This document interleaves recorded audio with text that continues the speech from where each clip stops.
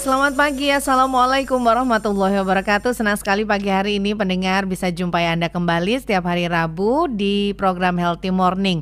Saatnya kita aware akan hal-hal yang terkait dengan kesehatan dan kita punya kesempatan yang lebih besar untuk bisa berkonsultasi langsung dengan dokter dari Ikatan Dokter Indonesia Jember yang nanti akan menjelaskan secara detail buat Anda bisa konsultasi langsung. Dan kali ini untuk hari ini pendengar kita akan bahas terkait dengan satu permasalahan kesehatan yang saya yakin banyak yang relate tentang asma. Cuman pertanyaannya yaitu ini bisa sembuh gak ya? Karena fenomenanya ada di masyarakat. Kemudian mungkin ada di antara Anda juga yang sudah punya referensi. Oh kalau asma ini begini, begitu, ini bisa sembuh dan lain sebagainya. Tapi kalau misalkan belum pasti juga kita agak sedikit gambling dengan kesehatan kita. Untuk itu pagi hari ini pendengar kita akan bersama dengan salah seorang dokter spesialis yang sudah hadir pagi ini. Kita akan langsung sapa. Beliau adalah Dr. Devi Ambarwati, spesialis paru. Selamat pagi dokter. Pagi Mbak Devi. Sehat dokter? Alhamdulillah. Oke, mungkin agak sedikit lebih dekat Oke, sorry. Nah, biar lebih terdengar merdu. Dokter Devi, beliau adalah spesialis paru dan kesehariannya di Rumah Sakit Paru Jember, betul nggak dokter? Betul. Oke, asma dok. Kita mau ngobrol soal asma nih dok. Karena sejak saya kecil itu selalu terngiang ada teman-teman yang kena asma dan lain sebagainya. Kemudian ada yang bilang, oh kalau asma itu disembuhkannya seperti ini seperti itu. Tetapi ternyata memang tidak cukup hanya dengan referensi yang sebatas katanya ini katanya itu. Masyarakat harus paham benar terkait dengan permasalahan asma. Lebih spesifik apakah ini bisa disembuhkan. Tapi sebelumnya mungkin bisa digambarkan terlebih dahulu dokter, asma ini seperti apa dan penyebabnya atau hal-hal basic yang harus diketahui oleh pendengar terkait dengan permasalahan ini. Silakan dok. Oke. Jadi asma itu adalah suatu kurang keras. Bisa lebih dekat lagi ya. Oke. Ya. Jadi asma itu adalah suatu peradangan saluran nafas di mana ini adalah suatu penyakit yang bersifat kronis, yang akan membuat saluran nafas kita menyempit. Nah, ini ditandai dengan sesaknya itu bisa berupa ngik-ngik gitu ya bunyi. Mbak ya. Kemudian ada batuk, rasa tertekan di dada seperti itu. Jadi ada rasa-rasa spesifik yang harus diidentifikasi. Betul. Gitu. Tapi emang kebanyakan apakah anak-anak sudah punya ini penyakit bawaan atau seperti apa dok yang harus dipahami dok? Oke. Memang kalau secara genetik kalau keluarga ada bawaan asma, memang kecenderungannya bisa anak-anaknya itu kena asma juga. Gitu. Tapi itu belum tentu kalau dari bapak ibu nggak ada asma kok saya bisa asma dok. Itu belum tentu, nggak mungkin asma gitu. Oh gitu. Jadi bisa jadi suatu asma. Bisa genetik, bisa enggak? Bisa genetik, bisa enggak. Berarti bisa turunan, bisa enggak. Berarti ada faktor-faktor dong kalau gitu. Betul, dok yang ada menjadi faktor-faktor penyebabnya. Pemicu dari asma itu tadi. Apa saja itu dok? Pemicunya ya jelas polutan, ya kan, bisa debu, tungau seperti itu. Kemudian perubahan cuaca, aktivitas fisik, kemudian pajanan alergi itu tadi ada debu, bisa bulu kucing, bisa tuh, kemudian dingin, panas, terlalu dingin itu juga perubahan dari dingin ke panas itu juga bisa memicu asma. Kemudian infeksi juga bisa memicu asma. Artinya kalau misalkan orang udah punya pengalaman mungkin bisa sedikit inilah istilahnya mendiagnosis dulu sebelum ke dokter misalkan seperti itu. Udah kenal lah istilahnya. Tapi untuk yang benar-benar awam dok, hal-hal apa saja yang biasanya menjadi tanda oh ini asma nih harus segera penanganan dan lain sebagainya, apa saja itu dok? Biasanya kalau kita udah mulai sering batuk-batuk tuh, batuk-batuk nggak sembuh-sembuh, kemudian rasanya tertekan di dada, kadang itu kita nggak merasa kita tuh sesek, tapi kita tuh seringnya mengeluhnya batuk dok, malam hari biasanya, itu batuknya malam hari, saya sampai nggak bisa tidur itu, kemudian itu berlangsung secara lama, misalnya sudah 2 2 minggu mingguan nggak nggak sembuh-sembuh. sembuh-sembuh. Nah, itu harus kita periksakan Oke. apakah itu suatu infeksi, apakah itu suatu asma. Artinya memang fenomenanya ini banyak yang nggak ngerasain gitu ya dok ya. Betul. Ada rasa tekanan di dada tapi diabaikan begitu Ya. saja. Mungkin tekanan hidupnya lebih berat kali ya, Dok, ya. Makanya Betul, diabaikan. Kayaknya ini nggak seberat tekanan hidup saya deh. Iya. Gitu. Jadi kayak nggak penting gitu nah, ya. itu dia akhirnya Nanti ya kalau udah udah telat, heeh. udah sampai akhirnya sesak banget, saturasinya turun, nafasnya semakin cepat baru deh. Mm-mm. Padahal di kondisi-kondisi tersebut sebenarnya Sudah bisa tertangani bisa, lebih awal betul, gitu. tertangani Oke. lebih awal. Jadi proses penyembuhannya juga akan lebih Oke. cepat daripada kalau sudah jatuh ke kondisi yang sudah berat. Gitu. Intinya aware, Betul. kemudian segera dikonsultasikan karena kalau misalkan telat, yang mana aja sih ya dok ya, kalau telat Ya, itu kalau biasanya telat penanganannya pasti nggak enak. susah, lebih lama kan, perawatannya lama, Oke. juga biayanya lebih lama, waktunya kan ya. Oke, jadi lebih effortnya lebih gede istilahnya, usahanya. Oke, pendengar, Anda yang ingin bergabung tanya langsung pagi hari ini kita bersama dengan Dr. Devi Ambarwati, spesialis paru. Bisa tanya-tanya langsung di 0331 336652 atau yang sekarang pantau di kanal YouTube-nya RRI Jember, itu bisa langsung komen di kolom chat, nanti akan dijawab pertanyaan-pertanyaannya. Oke, Dok, ini pertanyaan yang mungkin sedikit akan memberikan saya gambaran atau akan sekarang nih benar-benar gambaran jelasnya. Anak-anak kecil itu kan udah banyak yang terdeteksi, oh iya ini anak kecil udah kena asma. Itu saya lumayan banyak melihat fenomena itu. Apakah ada perbedaan dok antara asma anak-anak dan asma yang dialami oleh orang dewasa ini? Perbedaan sih dalam hal apa dulu ya? Kalau misalnya gejala sih jelas sama, pasti pasti sesak, kemudian batuk, nafasnya semakin cepat seperti gitu ya. Cuman kepada anak-anak itu memang harus lebih diwaspadai karena mereka kan lebih rentan ya gitu, lebih rentan, jadi harus segera diatasi gitu. Sebenarnya pada prinsipnya sama, sesek, kemudian batuk-batuk, rasa tertekan di dada. Ya. Ya, jadi sama kalau asmanya, cuman pembedanya ya anak-anak yang ngalamin sama orang dewasa begitu ya.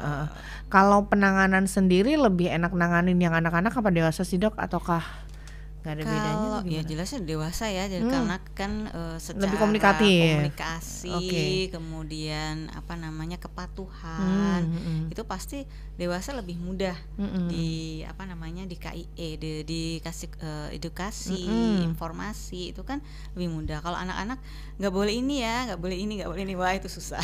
Itu masih Ya, belum tahu dia kan, bakal nurut apa mereka enggak. kan kadang asma itu juga ada alergi yang memicu. Misalnya ada beberapa anak yang coklat gitu, nggak bisa coklat itu, terus zat-zat aditif.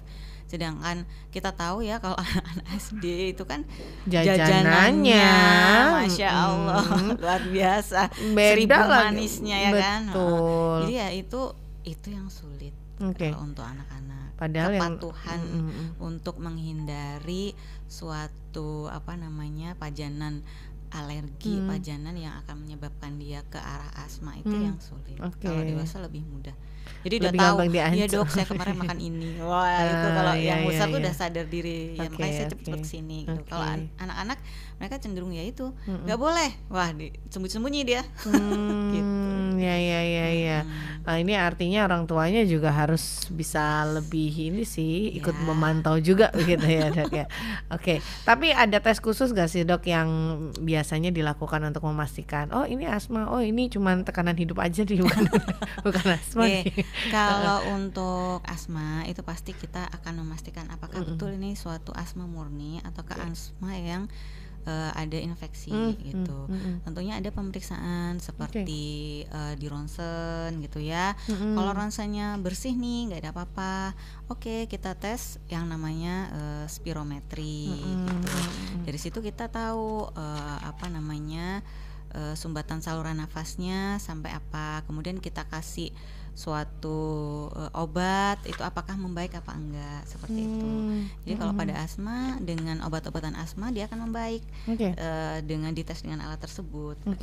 Jadi memang ada tes khusus juga yang akan ada dilakukan untuk juga, melakukan. Cuman pertanyaan besar memang dok adalah, wah nggak bisa nih kalau asma bakal kambuh-kambuhan terus gitu. Apakah memang seperti itu adanya atau asma ini sebenarnya loh bisa loh sembuh? Seperti apa dok? Kalau secara teori asma itu tidak bisa sembuh ya, tapi kita bisa mengontrol. Karena kaitannya dengan alergennya itu tadi ya dok ya? Pajanan dia. Dan kemudian secara turunan memang dia ada bawaan gitu. Jadi memang dari kita sendiri yang harus menjaga fisik, itu harus kondisi fit, kemudian menghindari pajanan alergi, itu yang membuat kita kemudian dengan obat-obatan itu yang membuat kita bisa terkontrol dengan asma. Artinya memang ya kita harus legowo mendengar kalau yang namanya asma ini saya jujur gitu ya. Jujurnya gitu, tapi tetap adanya bisa dikontrol. Banyak kok pasien-pasien saya sudah lepas kontrol. Saya sudah nggak pernah ketemu di poli saya. Saya sudah memang karena kita ketemunya udah dalam fase asma yang sudah berat, kontrolnya ya paling ada yang saya rawat ada kemungkinan 1 tahun ya, habis itu sudah selesai, saya sudah nggak pernah ketemu lagi, dia udah nggak pernah, saya sudah bilang kalau nggak ada keluhan mau nggak kontrol gitu, karena ini sudah bagus kayak seperti itu. Jadi, indikasi bagus itu berarti gimana dok? Tanpa ada serangan sesak. Jadi serangan sesaknya ya paling 1 bulan 1 kali gitu. Padahal sebelumnya bisa serangan sering. Setiap hari. Serangan misalnya dia batuk-batuk malam hari, sesak hampir setiap hari. Itu sudah tidak pernah serangan. Jadi kalau di asma sendiri dok, pengobatannya itu lebih kepada pengobatan gejalanya ataukah kemudian nanti akan ada obat-obatan untuk mengobati alerginya atau seperti apa dok? Ya, jadi kita bilangnya adalah pengontrol. Obat-obatan ini adalah pengontrol. Jadi katanya nanti kita akan mengontrol asmanya untuk tidak sering kambuh seperti itu. Jadi pada akhirnya dia akan lepas kontrol, maksudnya tidak akan ke poli terus menerus gitu. Ada beberapa jenis obat-obatan yang ini dok tipikal. Saya kan termasuk orang yang tahu tentang kesehatan itu referensinya itu dari sinetron dok, dari tontonan TV gitu. Ada beberapa jenis obat asma itu ya, yang semacam kayak dipencet terus itu inhaler.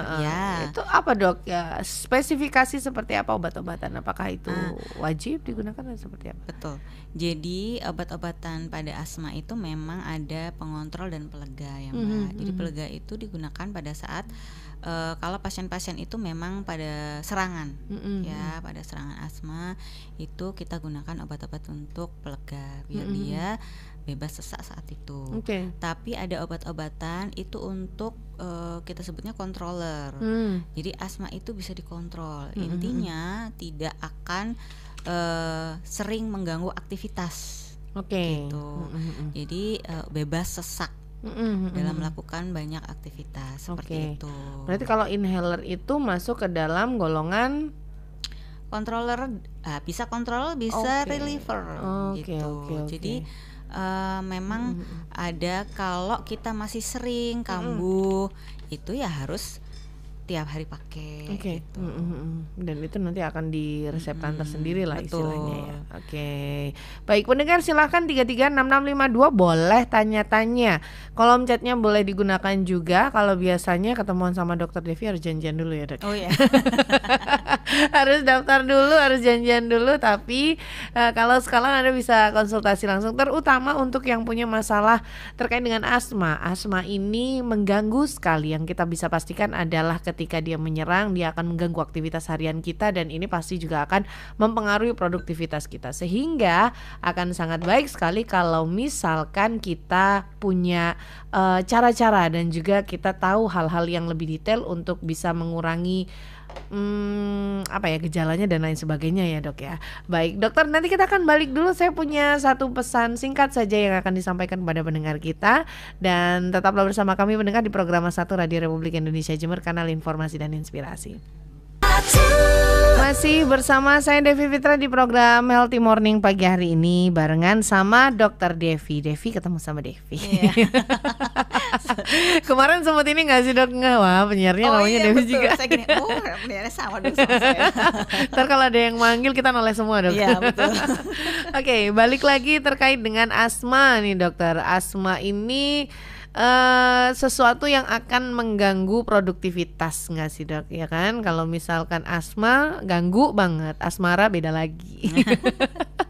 Asma dan obat-obatan yang biasa digunakan untuk mengobati asma tadi sudah disebutkan pendengar bahwa ternyata ada beberapa jenis yang akan membantu Anda untuk nantinya bisa lebih terbebas dari gejala-gejala yang ditimbulkan. Cuman kalau yang namanya obat kan kadang orang takutnya itu adalah efek sampingnya ya dok. Ada nggak sih efek samping yang ditimbulkan dari obat-obat yang digunakan atau diresepkan biasanya, biar nggak kaget dok? Karena kan kadang-kadang saya berobat tapi kok ada ininya ada itunya, suka sewa duluan, tapi kalau dijelaskan kan nggak dok.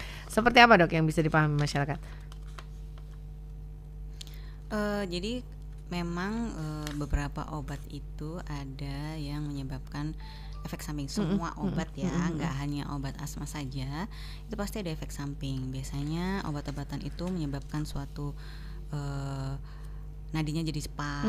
Saya ndredeg dok habis minum ini. Nah itu salah satu efek sampingnya. Ada beberapa masih yang dalam taraf kewajaran ya dok ya. Ya ada yang beberapa memang nadinya jadi cepat. Kalau memang seperti itu, monggo dikomunikasikan sama dokternya. Untuk obat seperti itu nggak usah takut, boleh dihentikan pengobatannya, kemudian kontrol ulang, konsul ulang, disampaikan bahwa memang tidak bisa, bahwa nadinya menjadi lebih cepat, jadi ndredeg gitu ya kalau biasanya bahasa awamnya seperti itu. Berarti itu salah satu indikasi apakah memang ini nggak bisa nih dikasih lagi. Salah satu indikasinya. Kalau diteruskan bisa bahaya ya dok ya. Separah apa kalau misalkan nggak apa-apa lah, ndredeg udah biasaan juga ndredeg dikejar-kejar orang biasa ini. Separah ya bisa jadi gangguan jantung nantinya akhirnya gitu. Jadi harus diwaspadai. Nanti ada penyesuaian dosis atau kita replace dengan obat yang lain seperti itu. Jadi tetap harus aware juga walaupun sudah dikasih obat, harus dirasakan juga nantinya efeknya kepada. Jadi gini, kalau misalnya ada efek samping dari obatnya, jangan langsung ngejudge ya. Jadi setiap obat itu pasti ada efek samping. Nah, kalau memang ada efek samping langsung berikutnya dikonsultasikan ulang gitu. Bukan berarti bahwa wah ini gimana nih dokternya nih gitu. Bukan. Jadi memang semua obat pasti ada efek samping. Nanti tergantung dari individu masing-masing. Ada yang dikasih obat yang sama tapi nggak ngerasa ada gangguan itu gitu. Bagus nih dok obatnya, fine aja saya gitu. Fine, saya bagus, saya lega gitu. Ada yang bilang, aduh dokter saya nggak bisa pakai obat ini, saya ndredeg gitu. Jadi jangan langsung ngejudge gitu ya. Jadi harus dikomunikasikan sama dokternya bahwa nggak cocok sama obat ini. Nanti dokternya itu akan melakukan secara baik, melakukan penyesuaian dosis atau kita replace dengan obat-obat yang lain yang minimal efek samping terhadap individu tersebut. Jadi fungsinya kontrol itu sebenarnya kayak gitu. Fungsi kontrol itu begitu, berkomunikasi dengan dokternya. Jadi jangan sampai, apalagi yang dikasih antibiotik ya dok ya, udah ngerasa enakan, udahlah nggak diminum lagi gitu. Sering sih ya. Sering ya. Saya udah merasa baikan, jadi nggak perlu kontrol lagi. Nggak diminum lagi obatnya. Nah itu saya nggak ini. Ada juga yang nggak suka, saya dok obat ini bau. Gitu. Emang ada yang bau dok? Ada. Tapi dia bagus banget. Jadi memang harus perlu edukasi yang lebih dalam lah ya. Lebih dalam sama pasien-pasiennya. Jadi kalau udah kayak gitu, saya nggak mau dok ini bau gini. Oke, kita nanti kasih yang lebih bagus. Tapi ya biasanya sih kalau yang lebih bagus juga pricey ya. Nah, seperti itu. Ada resikonya Ya, gitu. betul. Jadi memang harus komunikasi. Baik. Tapi untuk kesembuhan memang yang paling bener sih manut sebenarnya. Ini nggak apa-apa sih. Kan, tiap orang tuh juga apa ya, ada ininya sendiri kan. Karakternya beda-beda. Nanti kita kasih wah pricey banget ini gitu kan. Tetap harus dikomunikasikan ya. Baik. Dan ini yang saya pernah nih Dok punya pengalaman nganterin anak renang. Nah, ketemulah dengan sesama ibu-ibu yang nganterin anaknya renang. Dan beliau percaya bahwa anak saya ini renang soalnya dia kena asma, Mbak. Nah, apakah memang ada korelasinya, Dok, antara aktivitas olahraga tertentu dengan penanganan asma? Ya, jadi di beberapa literatur ya memang disebutkan bahwa olahraga rutin itu akan meningkatkan daya tahan tubuh. Dengan daya tahan tubuh yang bagus akan lebih kuat terhadap serangan gitu. Entah itu infeksi, entah itu suatu alergi gitu. Jadi dikatakan bahwa yang paling bagus untuk asma adalah berenang. Memang ada literasinya. Seperti apa aktivitas renang yang disarankan, Dok? Karena kan ya banyak nih tempat-tempatnya, banyak referensinya, banyak. Kalau berenang sih intinya kontinuitas ya. Seminggu bisa 2-3 kali gitu. Tapi ya jangan di pas dingin banget, ya itu namanya merangsang sesek gitu. Jadi ya memang yang pas suhu udaranya yang tidak terlalu dingin seperti itu. Mau di mana saja boleh. Renang tapi ya, Dok ya. Oh, nggak harus renang sih. Tapi kalau cuma main-main air doang kan nggak ngefek juga dong. Aktivitasnya ya enggak lah kalau cuma main air ya. Kan kadang-kadang anak-anak gitu, "Ma, ini kan renang loh, yang renang ini yang seperti ini." Ada salah kaprah di situ. Betul. Kalau renang ya aktivitas berenang betulan ya, bukan bermain air. Tapi nggak harus renang juga. Boleh, silahkan. Jogging boleh, jalan kaki boleh. Yang penting itu kontinuitas. Kontinuitas itu merangsang daya tahan tubuh kan sebenarnya gitu. Tapi ya dilihat kondisi. Kalau sesek banget ya jangan berenang, jangan olahraga. Sambil dievaluasi efeknya seperti apa. Jadi ya pada saat kita kondisi sudah terkontrol gitu ya, terkontrol baru. Ya kalau sudah pada saat renang pada saat sesak terus berenang ya tambah sesek tambah jadi gitu. Tetap harus dikonsultasikan, tapi memang dari beberapa pengalaman, seberapa sering, Dok, cerita-cerita yang bisa dibagikan terkait dengan pasien mungkin yang punya pengalaman serupa? Jadi kalau ada pasien saya tuh udah mulai bagus, udah jarang kambuh ya, udah Dok, udah jarang kambuh, saya udah mulai olahraga, saya rutinkan berenang, jadi bagus lah, nggak pernah udah jarang kambuh, jadi dia udah jarang kontrol juga, inhalernya juga dipakai pada saat serangan saja, serangannya sudah minimal, bahkan enggak gitu. Dan itu ada kaitannya dengan pola hidup dan juga pola hidup, menghindari bajanan alergi. Oh iya, tadi iklan rokok tadi bener. Asap rokok saya tadi belum menyebutkan asap itu rokok. ya. Betul. Asap rokok. Emang saya belum tanya. I save the best for the last. Ini itu segala macam asap sih sebenarnya. Asap polusi, kemudian asap rokok, asap menghirup udara yang segar. Malah gitu. Kita yang dimarahin kayaknya ya. Iya kayaknya apa sih gitu, Dok. Kayak lebay banget ya. Boleh diceritakan, Dok, sebenarnya bagaimana ini bisa benar-benar harus diwaspadai, apalagi terkait dengan masalah pernafasan. Jadi ada beberapa pasien saya rawat gitu ya, kok nggak membaik. Kemudian saya tanya lebih dalam, Ibu ini harusnya sudah membaik, kita sudah rawat udah 2 bulan gitu ya, kok nggak ada kelihatan baik-baiknya gitu. Ibu menghindari, sudah kita observasi, kita lihat Ibu makan ini udah biasanya kan makanan gorengan, ciki itu kita suruh hindari karena itu akan merangsang batuk dan akan merangsang sesak. Itu udah enggak, Dok, udah enggak. Aduh, kenapa apa ya? Apa ini, saya bilang, di rumah ada yang merokok, Ibu? ada suami lah. Susah itu dok, susah ngasih tahu suami gitu lah. Sayang ibu enggak, saya bilang. Seharusnya suaminya harus ikut kontrol ya dok ya. Iya saya suruh gitu. Besok kalau kontrol datang ya. Gitu, sini saya kasih tahu Bu. Ini susah banget dok, ini fenomena saya yakin pasiennya dokter itu tidak sendirian, saya pun mengalami dokter. Ya Allah, yang namanya di rumah sendiri pun susah menghirup udara yang segar gitu rasanya. Oke, ini kalau kita bilang kan perokok pasif gitu ya dok ya. Kalau dibandingkan antara perokok pasif dan perokok aktif, itu resiko yang kaitannya sama asma ini seperti apa? Sebenarnya kalau aktif sama pasif sih sama ya, kan sama-sama menghirup ini. Saya tapi lupa literaturnya. Cuman jadi sama. Jadi kalau misalnya perokok pasif itu udah nggak merasakan ininya, tapi dapat akibatnya yaitu. Jadi akhirnya dia akan, kalau pada pasien asma dia kan nggak akan terkontrol penuh. Pada akhirnya ya terus tergantung obat terus. Pada akhirnya saya nggak sembuh, kontrol bolak-balik nggak sembuh. Padahal ada yang harus dihindari tidak dihindari. Gitu. Atau tidak bisa dihindari karena terpaksa dok itu. Gitu ya.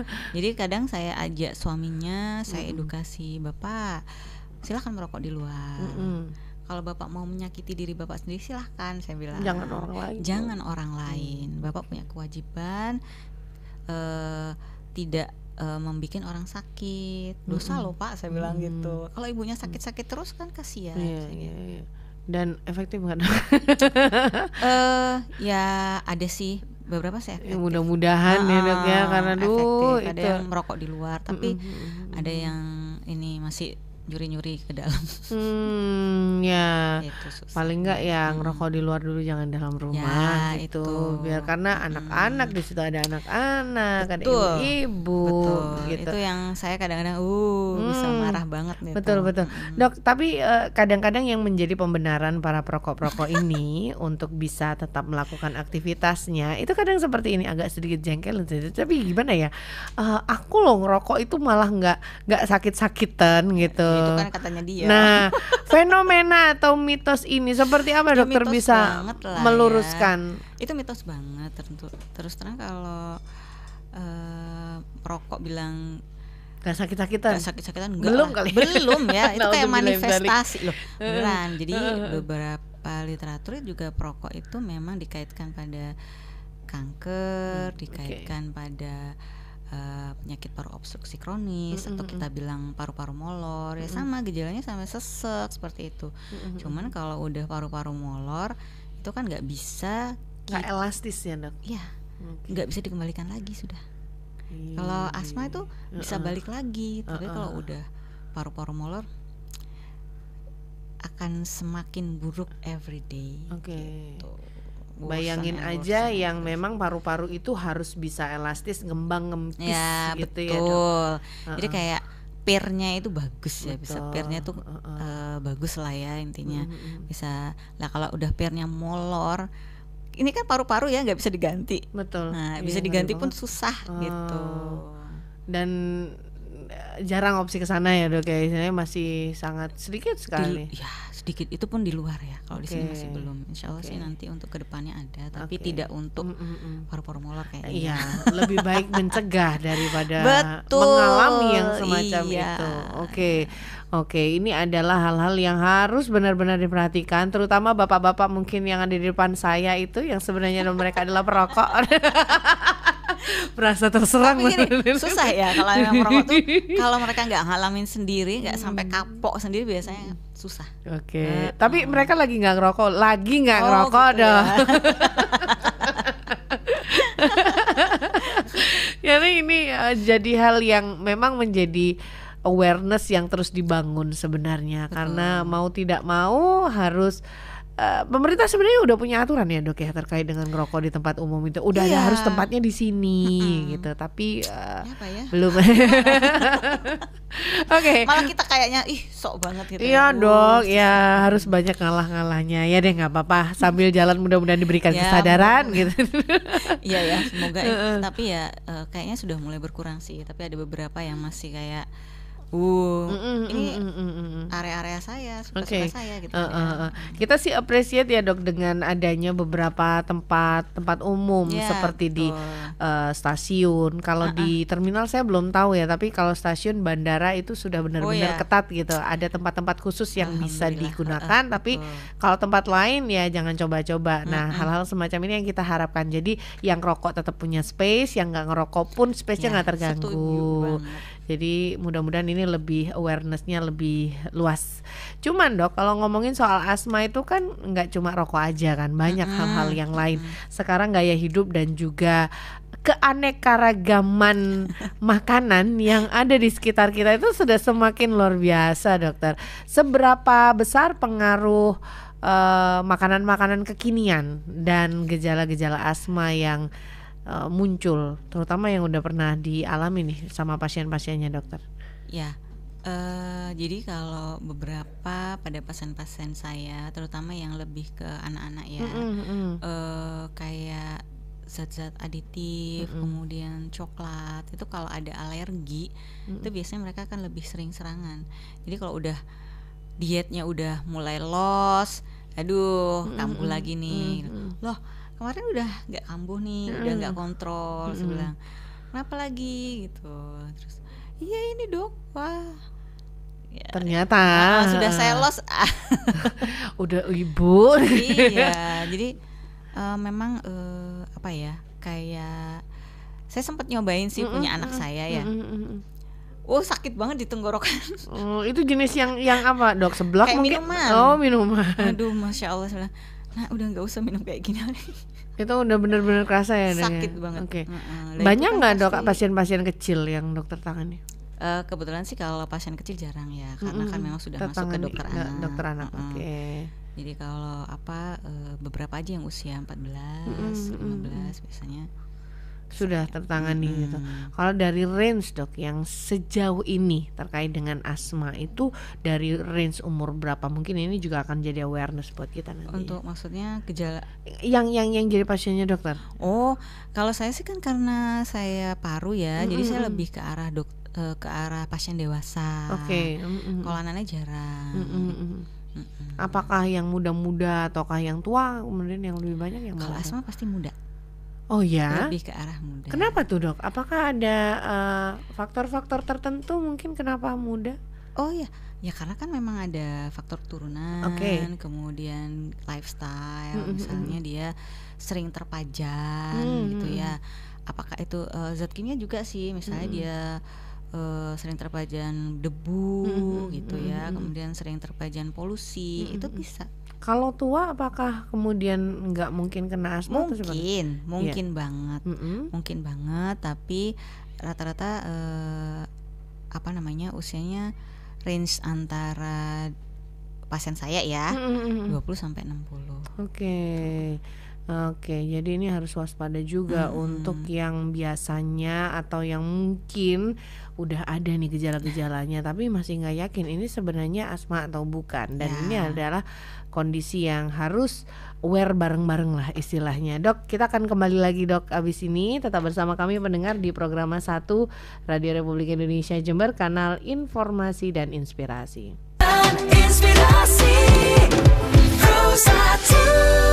Masih bersama saya Devi Fitra dan Dr.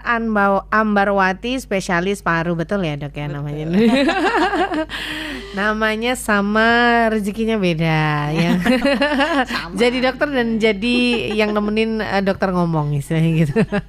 Oke, dok, tadi kita di belakang layar sempat singgung-singgung terkait dengan ketergantungan lah istilahnya. Ada yang ngomong ketergantungan terhadap obat-obatan asma karena ya itu tadi faktanya memang kalau asma kecenderungannya akan selalu ada, tetapi ada kondisi yang bisa dilakukan untuk mengatasi hal tersebut. Bisa dijelaskan seperti apa dok? Ya, jadi banyak yang bilang bahwa saya ketergantungan nih dok, gitu. Saya nggak mau ketergantungan dok sama inhaler gitu. Belum udah bilang gitu. Jadi ada pasien yang sering banget seperti itu, dan pada akhirnya dia akan sering kambuh, sering ketemu saya. Oke. Ada kaitan dengan sugesti pikiran ya nggak sih dok? Dok, Saya nggak mau ketergantungan sama obat, dok. Loh, saya bilang bahwa asma adalah suatu penyakit peradangan pada saluran nafas. Kita harus menyembuhkan peradangannya dulu, gitu. Dan peradangan ini pada asma tidak serta-merta saat itu hilang, gitu. Jadi memang kita perlu alat pengontrol, inhaler pengontrol, yang harus rutin dipakai. Memang untuk waktu-waktu tertentu sampai kontrol itu jalan, sampai hilang serangannya, maksudnya kekambuhannya itu sudah sangat jarang kambuh, nggak akan perlu lagi pakai pengontrol, gitu. Sebenarnya pengontrol itu adalah untuk mengurangi kekambuhan. Kalaupun kambuh, tidak menjadi suatu serangan yang mematikan, mengganggu. Betul. Loh, jangan salah, bukan berarti asma tidak mematikan ya. Jadi orang bilang bahwa hanya asma. Tidak, asma juga bisa mematikan kalau itu sudah mengancam jiwa. Dalam kondisi seperti apa biasanya? Pasien sudah tidak bisa ngomong. Tidak bisa ngomong dia sudah kata per kata. Dia sudah nggak sanggup karena udah nafasnya sesek banget. Ya, kemudian dia sudah nggak bisa rebahan. Dia sudah tegang, dia pasti membungkuk, otot-otot nafasnya sudah bekerja semua karena sudah sangat terganggu oksigennya. Kemudian saturasinya turun banget, gitu ya, sudah di bawah 90 seperti itu. Itu sudah mengancam jiwa. Artinya kalau sesimpel apapun orang pikir tentang asma ini, kalau penanganannya nggak jelas juga fatal. Betul. Orang bilang saya udah biasa. Jadi saking sudah biasanya dianggap suatu biasa, padahal itu sudah kondisi sangat mengancam jiwa. Gitu. Iya, yang jelas mempengaruhi kualitas hidup kalau itu dibiarin. Ini sudah mengancam jiwa. Bisa kita nggak ngomong kualitas hidup lagi. Bukan kualitas hidup ya. Kalau mengancam jiwa sudah sangat bisa menyebabkan suatu kematian. Gitu. Berawal dari hal-hal yang diremehkan. Betul. Berawal dari hal-hal yang diremehkan. Kita edukasi, informasikan untuk memakai rutin controller, tidak dipakai, terus sesak dianggap biasa. Ya akhirnya rawat inap juga memperlama seperti itu kan. Kalau ini kita coba singgung ke TB ya, Dok. Kalau pengobatan TB itu kan ada obat-obatan yang memang harus secara rutin dikonsumsi dalam jangka waktu tertentu. Kalau misalkan nggak rutin, maka kemungkinannya mungkin akan ada pengulangan lah istilahnya, mulai dari awal lagi. Apakah hal yang sama juga terjadi pada pengobatan asma, Dok? Kalau asma kan penyebabnya bukan suatu bakteri. Ya. Jadi ini adalah suatu penyempitan saluran nafas, peradangan kronis saluran nafas. Jadi memang pemakaian ini digunakan untuk mengurangi peradangannya agar tidak terjadi serangan berulang. Itu ya sama kontinuitas, tapi dia bisa berhenti sama sekali, nggak make sama sekali. Kalau kualitas hidupnya bagus, pacanan alerginya sudah tidak ada. Mungkin gitu. Berarti kan, Dok? Betul, masih bisa.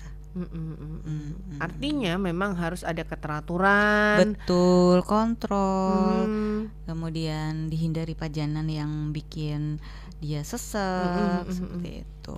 Pajanan ini semuanya alergen ya, Dok? Iya. Ini kita agak lebih familiar dengar alergen. Alergen, debu, asap rokok, asap bakar sampah, seperti itu ya. Kemudian bisa aktivitas fisik yang terlalu berat itu juga bisa memicu sesek loh. Jadi kalau sudah aktivitasnya kira-kira sudah bikin sesek, you must stop. Istirahat, harus bisa ngukur. Iya, betul. You must stop, sudah istirahat.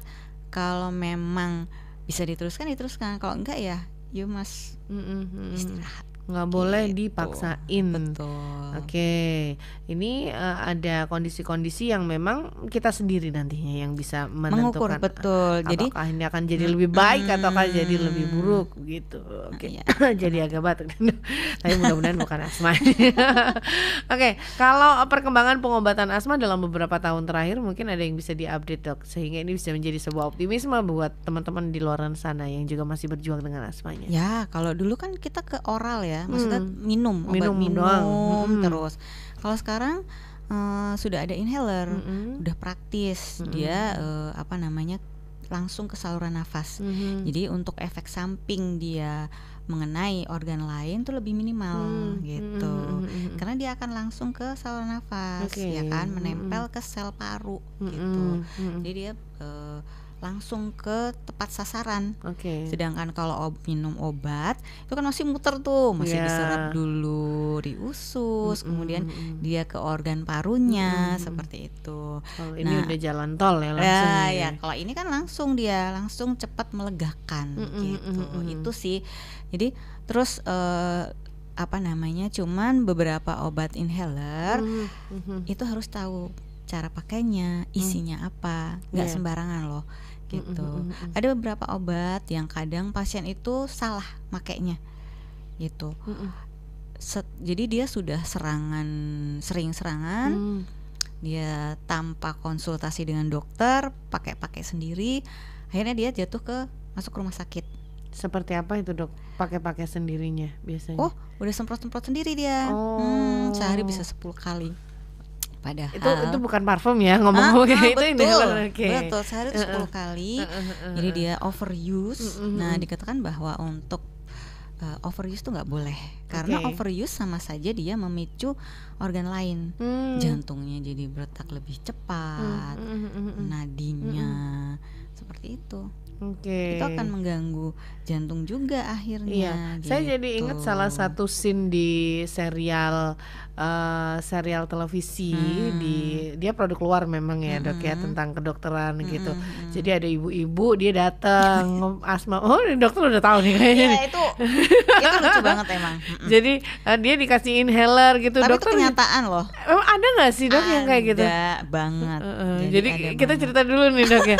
Jadi ada ibu-ibu datang marah-marah ke dokternya, dok gimana sih, katanya obat ini akan membantu saya untuk melegakan asma, tapi ini udah semingguan saya pakai nggak ada tuh efeknya sama sekali. Dokternya tanya, kan inhaler nih, emang ibu makainya gimana bu? Disemprot dong di sisi kanan. Emang parfum bu gitu. Cerita nyatanya seperti apa dokter? Ya sama. Ya. Dok, saya nggak cocok sama inhalernya. Saya bilang, kenapa bu? Padahal itu bagus loh gitu. Ibu kalau itu juga mahal. Saya bilang, terus, gimana dong bu? Coba saya dipraktekin cara pakainya gitu. Jadi dia praktekinnya inhalernya tidak dimasukkan ke mulut, jadi cuma di depan doang. gitu. Jadi semacam kayak mouth freshener Iya, gitu ya. betul, mouth dok. freshener gitu. Jadi Padahal disemprot. beda. Padahal harus masuk dan dihisap kuat-kuat. Seperti itu. Karena Jadi biar masuk. saya bilang, lah bu kalau gini caranya cuma nyampe di tenggorokan bu, nggak nyampe ke paru-paru ya ibu. Makanya nggak jadi lega nafasnya. Saya bilang. Terus oh gitu ya dok, jadi saya salah ya, salah ibu, saya bilang gitu. Jadi setiap kontrol pasien-pasien yang menggunakan inhaler memang ya itu kita harus tahu cara pakainya, betul-betul bertanya. Kalau pasien-pasien yang sudah ini ya update gitu, mereka udah searching sendiri tuh di YouTube, biasanya pakai cara pakainya bagaimana, udah tahu. Cuman kalau yang sudah sepuh-sepuh, yang nggak gaptek ya istilahnya, itu biasanya mereka salah pakainya. Bahkan ada yang dirusakin inhalernya. Aduh, gimana itu bisa ceritanya bisa rusak? Karena dia nggak bisa pakai, kan beberapa inhaler itu pemakainya beda, jadi sampai patah, padahal itu mahal banget. Aduh, saya gemes. Oh iya, edukasi ya lebih betul, kepada jadi edukasi betul-betul banget. Dan pasien itu mungkin memang harus apa ya, memperhatikan banget cara pakainya. Nah kan memang karena kita pakai masker, cara pakainya kita juga ini, padahal sudah Bu masukin mulut enggak ya, jadi aduh kocak banget sih Bu. iya, Bu masukin jadi harus Oke. gitu. Apalagi untuk mungkin kalau masyarakat di perkotaan yang referensinya udah lebih luas, Iya. udah tahu, tapi Lebih educated betul. biasanya more easier kita untuk education gitu. Cuman kalau untuk yang low educated itu yang agak very agak lama Challenging. juga beneran dari Menantang. cara kita berkomunikasi, Oke. dari cara kita ngasih edukasi alat, luar biasa butuh waktu. Dok, ini di Injury Time ada yang tanya ini di kolom chat kita, gimana caranya biar asma nggak kambuh? Terus kenapa kalau minum obat asma itu seperti napasin itu Dok, itu jantung saya berdebar. Nah ini tadi sempat disinggung tapi boleh disampaikan kembali. Oke, berarti emang nggak cocok sama obatnya. Jadi sebaiknya tidak minum napasin. Sebaiknya kalau memang sering kambuh, monggo konsultasi ke kita. Kita akan berikan yang cocok untuk pasiennya. Oke, jadi gitu. bisa lebih terukur gitu ya. Betul, bisa terukur. Kalau merek ini kan memang yang dijual di luaran sana. Iya, kita kok jadi sebut merek ya? Disebutin dong. Oke, tapi ini adalah fenomena yang umum terjadi Dok. Sebelum ke dokter, kadang masyarakat itu mengambil tindakan sendiri. Sejauh apa ini bisa dilakukan dan apa tanda atau indikasi kita harus benar-benar nggak bisa nih harus ke dokter? Ya, kalau emang kalau memang dengan pengobatan itu tidak membaik, ya jangan diteruskan. Monggo konsultasi ke dokter, gitu. Jadi ya jangan diterus-terusin, gitu. Nah, kalau udah terlalu sering, misalnya, udah terlalu sering, nah kita harus tahu nih penyebabnya apa. Jangan-jangan bukan asma. Nah, jangan-jangan tahu-taunya udah paru-parunya udah rusak. Nah takutnya cuma feeling kita doang. Betul. Gitu. Kalau udah kita sekali, 2 kali nggak membaik, ya jangan terusin dong, gitu. Oke, semuanya harus terukur, harus dikonsultasikan dengan ahli. Betul. Agar apa yang kita alami ini memang terukur dan benar sesuai tracknya ya. Kalau nggak benar tracknya itu udah kesasar kemana-mana malah itu susah nanti. Itu kayak menyakiti diri kita Betul. sendiri. Dokter, closing statement kok nggak kerasa ya, tiba-tiba udah 57 aja. Apa yang disampaikan kepada pendengar kita terkait dengan asma ini? Oke. Asma memang tidak bisa disembuhkan, cuman bisa kita kontrol. Jadi jangan pernah istilahnya banyak sih pasien saya yang putus asa ya. Jangan pernah putus harapan. Kita bisa lepas obat kalau semua itu terkontrol dengan baik, kontrol rutin. Fisik juga harus dijaga, baik itu stres psikis, stres fisik itu harus dijaga betul. Kemudian dihindari alergi, insya Allah kita akan bebas dari serangan asma. Baik, mudah-mudahan bermanfaat dan kita mudah-mudahan nggak ketemu Dokter Devi di ruang prakteknya, gitu ya. Jadi mudah-mudahan kesempatan kita bertemu ini adalah kesempatan di mana sama-sama sehat, bisa berkonsultasi dan juga saling berbagi referensi baik tentang kesehatan. Dok, terima kasih banyak loh sudah mampir. Iya, saya nggak bisa bilang sampai ketemu lagi, tapi nggak di tempat lain, nggak di sini aja ya Dok ya, nggak di tempat praktek. Sehat selalu, semoga lancar semuanya. Sama-sama, dan Mbak kita Devi doakan juga pendengar kita terbebas dari asma. Baik, terima kasih Dok, selamat pagi. Pagi Mbak. Itulah tadi pendengar perbincangan kami bersama dengan Dokter Devi dan sudah disampaikan terkait dengan asma. Memang sih ini bisa jadi turunan kemudian tidak sembuh, tetapi ada cara-cara yang sangat berhasil sekali untuk bisa membuat gejala-gejala asma ini tidak muncul kembali. Optimisme harus selalu ada. Bagaimana cara Anda menjaga pola hidup, pola makan sangat berpengaruh. Dan semoga Anda semuanya tetap sehat. Kita bertemu lagi di minggu depan untuk Healthy Morning. Saya Devi Fitrah bersama tim di belakang layar mengucapkan terima kasih. Selamat siang. Wassalamualaikum warahmatullahi wabarakatuh.